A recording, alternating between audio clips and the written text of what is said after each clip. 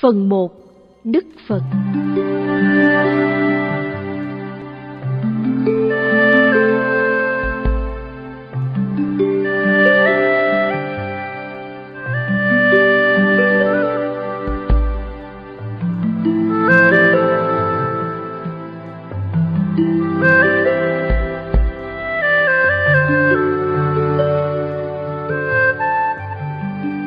Con xin thành kính đảnh lễ Đức Thế Tôn. Ngài là bậc ứng cúng, đấng chánh biến tri. Một chúng sanh duy nhất, một con người phi thường xuất hiện trong thế gian này vì lợi ích cho phần đông, vì hạnh phúc của phần đông, vì lòng bi mẫn và vì sự tốt đẹp, vì lợi ích và hạnh phúc của chư thiên và nhân loại. Kinh Tăng Nhất A Hàm. Chương 1. Từ đản sanh đến xuất gia. Đản sanh. Nhằm ngày trăng tròn tháng 5 năm 623 trước công nguyên, trong vườn Lâm Tỳ Ni tại Ca Tỳ La Vệ, bên ranh giới Ấn Độ của xứ Nepal ngày nay, có hạ sanh một hoàng tử mà về sau trở thành vị giáo chủ vĩ đại nhất trên thế gian. Cha hoàng tử là đức vua Tịnh Phạn, thuộc quý tộc Thích Ca, và mẹ là hoàng hậu Maya. Sau khi hạ sanh hoàng tử được 7 ngày, thì hoàng hậu thăng hà. Em bà là Mahapajapati Gotami cũng cùng kết duyên với vua Tịnh Phạn, thay thế bà để dưỡng dục hoàng tử và gửi con là Nanda cho một vú nuôi chăm sóc. Khi tin lành hoàng tử chào đời được loan truyền trong dân gian, tất cả thần dân trong vương quốc đều vui mừng không xiết kể. Thuở ấy, có một vị đạo sĩ tên là A Tư Đà, cũng được gọi là Kala Devala, đặc biệt hoan hỷ. Ông là một người thân tín của nhà vua nên xin được vào thăm hoàng tử. Đức vua Tịnh Phạn lấy làm hân hoan, cho bồng hoàng tử ra để đảnh lễ đạo sĩ. Nhưng trước sự kinh ngạc của mọi người, hoàng tử bỗng nhiên quay về phía đạo sĩ và đặt hai chân lên đầu tóc của ông. Đang ngồi trên ghế, vị đạo sĩ vội vã trỗi dậy, chắp tay xá chào hoàng tử. Ông tiên tri rằng về sau hoàng tử sẽ trở nên bậc vĩ nhân cao quý nhất của nhân loại. Đức vua cũng làm theo đạo sĩ, xá chào hoàng tử. Xong rồi, đạo sĩ thoạt tiên cười khang, cười rồi lại khóc. Mọi người đều ngạc nhiên trước những cảm xúc vui buồn lẫn lộn của ông. Đạo sĩ giải thích rằng ông cười vì lấy làm hoan hỷ được biết rằng về sau hoàng tử sẽ đắc quả Phật, và ông khóc vì biết rằng không bao lâu nữa ông sẽ chết và tái sanh vào cảnh giới vô sắc. Do đó, ông sẽ không được phước lành thọ giáo với bậc trí tuệ cao minh, chánh đẳng chánh giác. Lễ hoán đính, lễ đặt tên. Khi hoàng tử được 5 ngày, đức vua Tịnh Phạn đặt tên là Sĩ Đạt Ta, có nghĩa là người được toại nguyện. Gotama, Cồ Đàm là họ của ngài. Theo phong tục thời bấy giờ, vua cho thỉnh nhiều vị đạo sĩ Bà La Môn học rộng tài cao vào triều nội để dự lễ đặt tên cho hoàng tử. Trong các đạo sĩ, có 8 vị đặc biệt lỗi lạc. Sau khi quan sát đặc tướng của hoàng tử, 7 vị đưa lên 2 ngón tay và giải thích rằng có 2 lẽ. Một là hoàng tử sẽ trở thành một vị hoàng đế vĩ đại nhất trên thế gian. 2 là ngài sẽ đắc quả Phật. Nhưng vị đạo sĩ trẻ tuổi và thông minh nhất trong 8 vị, tên là Kiều Trần Như, chỉ đưa lên 1 ngón, quả quyết rằng ngày kia hoàng tử sẽ hoàn toàn thoát tục và đắc quả Phật. Lễ hạ điền. Một sự kiện lạ lùng đã xảy ra trong thời thơ ấu của hoàng tử Sĩ Đạt Ta. Sự kiện ấy là một kinh nghiệm tinh thần sẽ giúp hoàng tử thật nhiều sau này, khi ngài quyết tâm tìm chân lý. Sự kiện ấy cũng là cái chìa khóa mở đường cho ngài tiến đến giác ngộ. Lúc bấy giờ, để khuyến khích nông dân, vua Tịnh Phạn ra lệnh tổ chức một cuộc lễ gọi là lễ hạ điền. Đây quả thật là một cơ hội cho tất cả, giàu cũng như nghèo, sang cũng như hèn, ăn mặc tốt đẹp để vui chơi hỉ hạ một bữa, trước khi bắt tay vào công việc ruộng nương đồng áng. Sáng ngày, đức vua cùng quần thần áo mặc chỉnh tề ra tận nơi hành lễ. Hoàng tử Sĩ Đạt Ta cũng được cung phi mỹ nữ đặt trong một cái kiệu màn che 6 phủ, khiêng ra để dưới bóng mát của một cội trăm. Hôm ấy, đức vua chủ tọa một buổi lễ, thấy mọi người vui vẻ theo dõi cuộc vui. Các cung phi có phận sự trông nom hoàng tử cũng lén chạy đi xem. Trái hẳn với cảnh nhộn nhịp tưng bừng của buổi lễ, tàn bóng mát mẻ dưới cội trăm và khung cảnh êm đềm như mời mọc tĩnh lặng quán niệm. Hoàng tử tuổi tuy còn nhỏ nhưng tâm trí đã thuần thục. Khác với những người chỉ biết tìm thích thú trong cuộc lễ, hoàng tử nối tréo hai chân lại theo lối kiết già, trầm ngâm lặng lẽ, chăm chú vào hơi thở vào, thở ra, gom tâm an trụ, định và đắc sơ thiền. Giữa lúc mọi người vui vẻ thưởng thức, các cung phi bỗng sực nhớ lại hoàng tử, vội vã trở về với phận sự. Khi thấy hoàng tử ngồi trầm ngâm hành thiền, thì họ lấy làm ngạc nhiên, đến tâu lại tự sự cho vua. Đức vua Tịnh Phạn hối hả đến nơi, thấy hoàng tử Sĩ Đạt Ta vẫn ngồi tham thiền. Đức vua đến trước mặt hoàng tử, xá chào con và nói: hỡi này con yêu quý, đây là lần thứ nhì phụ vương đảnh lễ con. Giáo dục. Mặc dù kinh sách không chép rõ, hoàng tử Sĩ Đạt Ta chắc chắn đã hấp thụ một nền giáo dục vững chắc, vì ngài là hoàng tử của một quốc gia giàu mạnh. Ngài cũng thuộc dòng chiến sĩ, nên chắc chắn phải lão thông binh pháp và võ nghệ cao cường. Kết hôn. Khi lên 16, theo phong tục thời bấy giờ, hoàng tử kết duyên cùng công chúa Gia Du Đà La, một người em cô cậu, cũng cùng tuổi với ngài. Trong 13 năm sau ngày hôn lễ, ngài sống hoàn toàn cuộc đời vương giả, không hay biết chi đến nỗi thống khổ của nhân loại bên ngoài ngưỡng cửa cung điện. Về cuộc đời nhung lụa ấy, khi còn là hoàng tử, đã có lần ngài nói: đời sống của ta thật là tế nhị, vô cùng tinh vi. Trong hoàng cung, chỗ ta ở, phụ hoàng có đào ao, xây những đầm sen. Khi sen xanh đua nhau khoe màu ở đây, thì sen đỏ vươn mình phô sắc phía bên kia. Và trong đầm bên cạnh, sen trắng đua nhau tranh đẹp dưới ánh nắng ban mai. Trầm hương của ta dùng đều là loại thượng hảo hạng từ xứ Kashi đưa về. Khăn và xiêm áo của ta cũng may toàn bằng hàng lụa bậc nhất từ Kashi chở đến. Ngày cũng như đêm, mỗi khi ta bước chân ra khỏi cung điện là có tàn lọng che sương đỡ nắng. Phụ hoàng cũng kiến tạo riêng cho ta 3 tòa cung điện, một để cho ta ở mùa lạnh, một mùa nóng và một mùa mưa. Trong suốt 4 tháng mưa, ta lương ngự tại một biệt điện có đầy đủ tiện nghi giữa những cung tần phi nữ. Cho đến hạng nô tỳ của phụ hoàng cũng được ăn sung mặc sướng, chứ không phải như ở các nhà khác, gia đình chỉ được ăn cơm xấu và thức ăn cũ.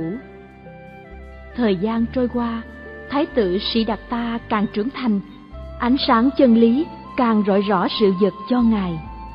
Bẩm tánh trầm tư mặc tưởng và lòng từ bi vô lượng vô biên của ngài không để yên cho ngài một mình an hưởng những lạc thú tạm bợ của đời dương giả.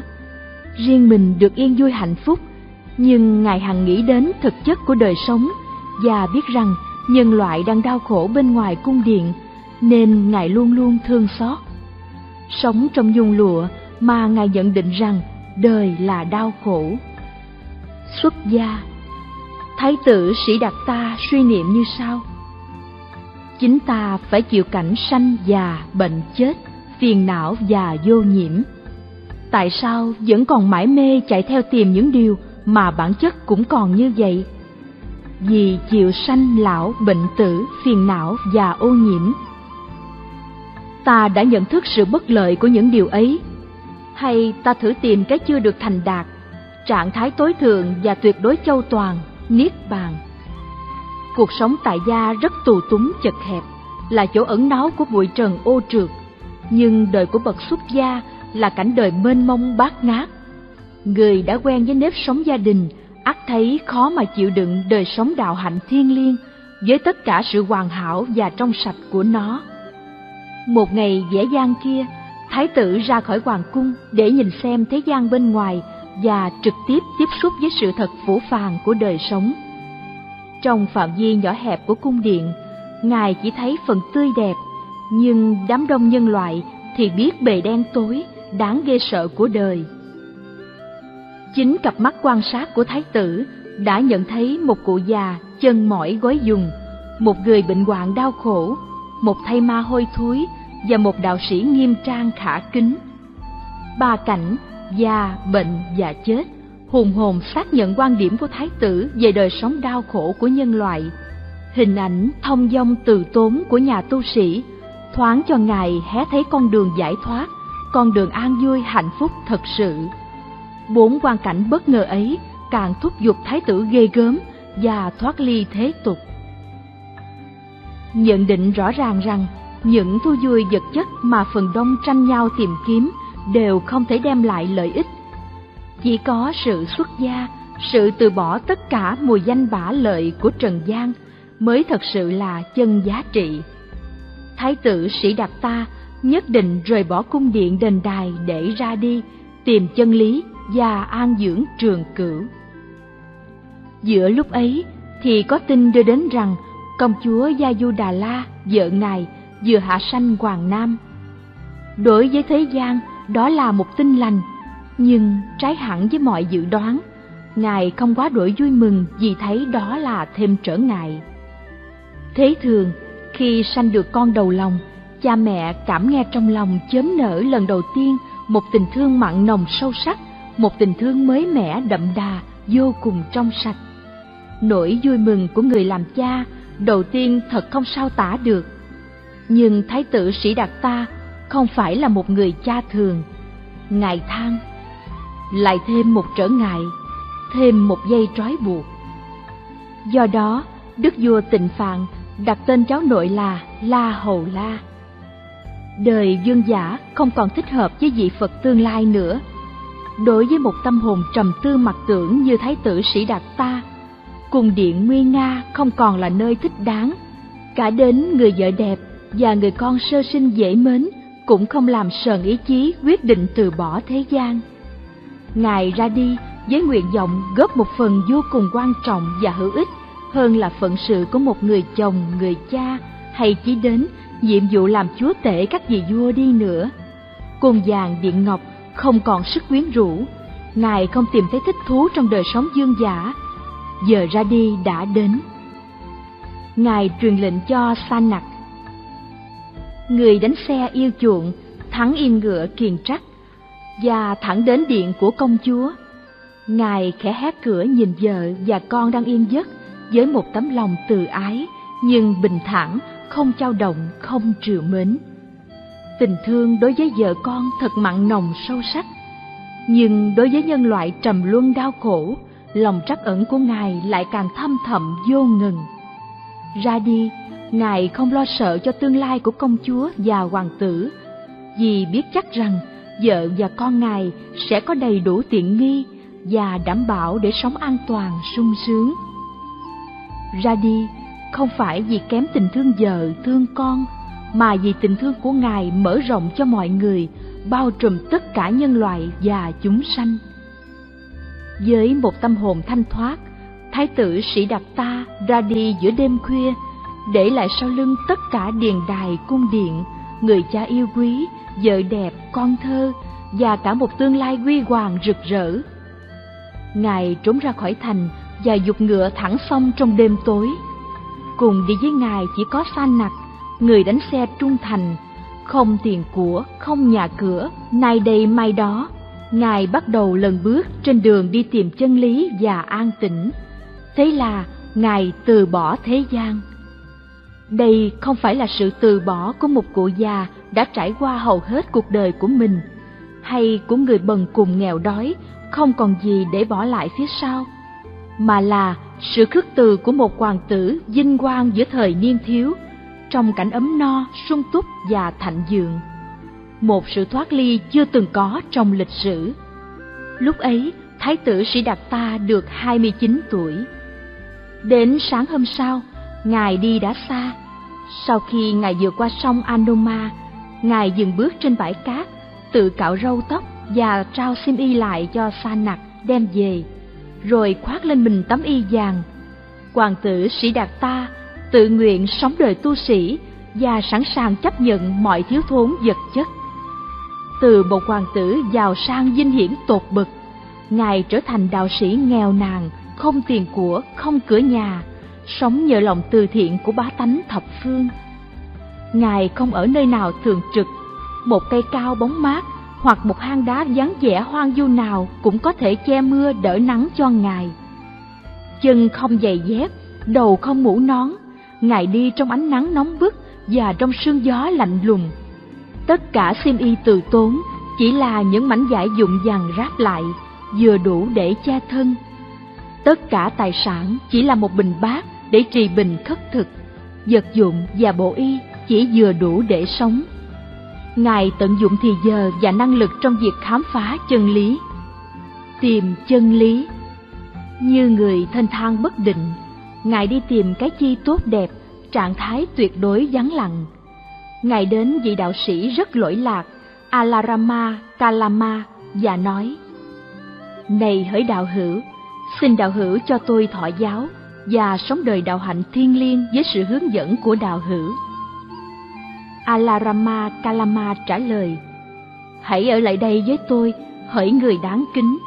Đường lối dạy dỗ ở đây là giúp cho người thông minh sớm thấu triệt tất cả giáo lý của vị đạo sư bằng trí tuệ trực giác và sống ẩn náu trong sự thành đạt ấy. Không bao lâu sau, đạo sĩ Cồ Đàm đã học hết giáo lý của thầy nhưng không chứng ngộ được chân lý cao thượng hằng mong mỏi. Tư tưởng sau đây phát sanh đến Ngài. Khi Alarama Kalama tuyên bố: Ta đã chứng ngộ giáo lý ấy bằng trí tuệ trực giác, ta đã sống ẩn náu trong sự thành đạt ấy, thì ắt đó không phải chỉ là một lời phát biểu suông của ông. Chắc chắn Alarama Kalama đã thấu triệt, nhận chân giáo lý này và đã sống trong ấy. Rồi Ngài đến gặp Kalama và nói: Này đạo hữu Kalama, giáo lý mà đạo hữu đã chứng ngộ bằng trí tuệ trực giác sâu rộng đến mức nào? Alarama liền giải thích rằng đó là cảnh giới vô sở hữu xứ thiên, cảnh giới có quan niệm về hư không, một tầng thiền khá cao. Và ý tưởng sau đây phát sinh đến Ngài: không phải chỉ có một mình Alarama Kalama mới có loại tinh tấn, niệm, định và tuệ. Ta cũng có những đức tánh ấy. Hay là ta hãy cố gắng chứng ngộ giáo lý mà Kalama nói rằng chính ông ấy đã chứng ngộ và ẩn náu trong sự thành đạt ấy. Và sau đó không bao lâu, chính đạo sĩ Cồ Đàm cũng chứng ngộ và thành đạt trạng thái ấy, đó là trí tuệ và trực giác. Nhưng giáo lý này không giúp Ngài thấu triệt chân lý tối thượng, và Ngài đến gần Alarama và nói: Này đạo hữu Kalama, có phải đây là mức tận cùng của giáo lý mà đạo hữu nói rằng đạo hữu đã chứng ngộ bằng trí tuệ trực giác và sống ẩn náu trong sự thành đạt ấy chăng? Đúng vậy, đây chính là giáo lý mà tôi nói rằng tôi đã chứng ngộ và ẩn náu trong sự thành đạt ấy. Đây là mức sâu rộng tận cùng của chân lý. Nhưng hỡi đạo hữu, tôi cũng đã chứng ngộ đến mức này và ẩn náu trong sự thành đạt ấy. Vị đạo sư không có lòng ganh tị, lấy làm hoan hỷ, thấy đệ tử lỗi lạc của mình thành công mau chóng, đặt đạo sĩ Gotama lên ngang hàng với mình, cùng chung hưởng tất cả vinh dự, và nói: Này hỡi đạo hữu, tôi rất lấy làm hoan hỷ. Thật vậy, tôi vô cùng hoan hỷ được gặp một người đồng tu đáng kính như đạo hữu.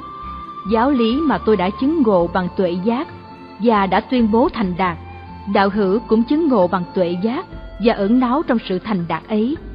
Giáo lý mà đạo hữu chứng ngộ bằng tuệ giác và ẩn náu trong sự thành đạt ấy, chính tôi cũng đã chứng ngộ bằng tuệ giác và đã tuyên bố thành đạt. Như vậy, giáo lý mà tôi đã biết, đạo hữu cũng biết, và giáo lý mà đạo hữu biết, tôi cũng đã biết. Tôi như thế nào thì đạo hữu cũng như thế ấy.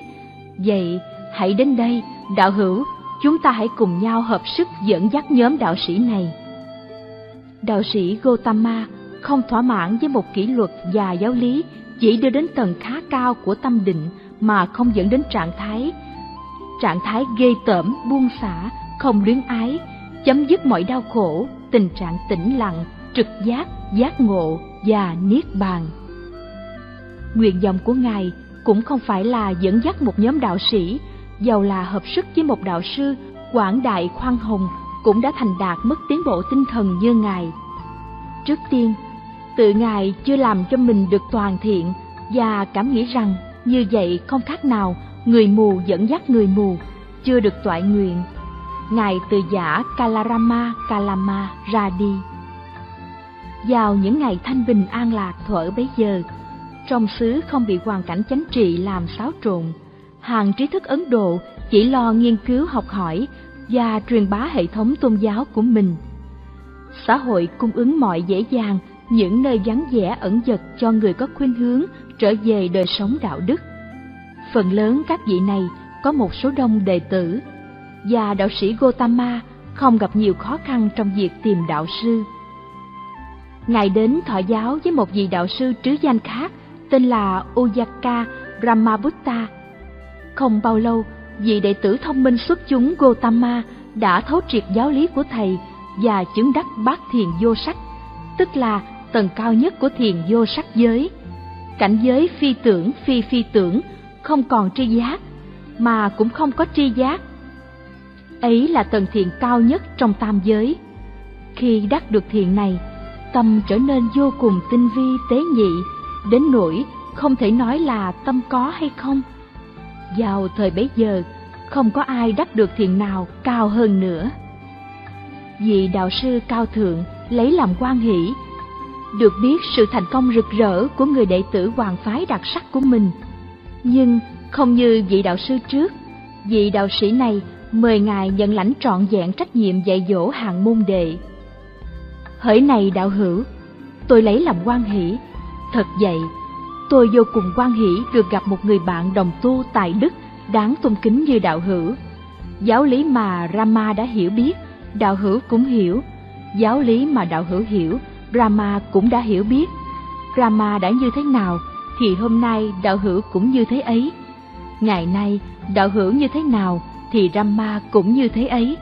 Vậy, hỡi này đạo hữu, hãy ở lại đây, đạo hữu sẽ dẫn dắt nhóm đạo sĩ này.